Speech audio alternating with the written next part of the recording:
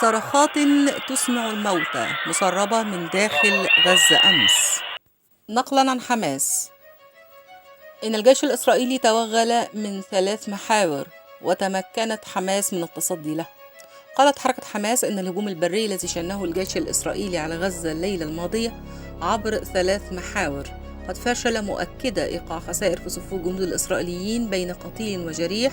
وقالت الحركة في بيان لها إن الجيش الإسرائيلي وقع في كمائن أعدتها المقاومة الفلسطينية، مشيرا إلى أن المسلحين استخدموا صواريخ من نوع كورنيت وقذائف من نوع ياسين في صد الهجوم.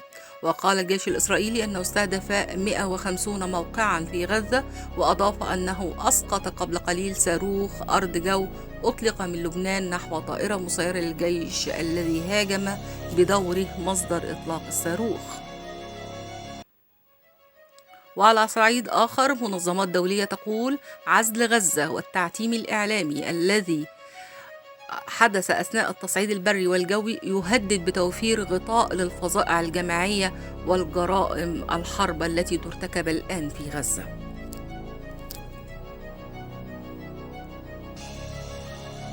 بصير في غزة، وأنا آسف لهذا الظرف اللي أنا فيه، بس الله يعلم كيف أنا الظروف اللي حصلت فيها على إنترنت. إحنا بنمر في ظرف صعب جدا، ظرف لا يمكن لأحد تخيله، ظرف لم يمر على تاريخ الصراع الفلسطيني على الإطلاق.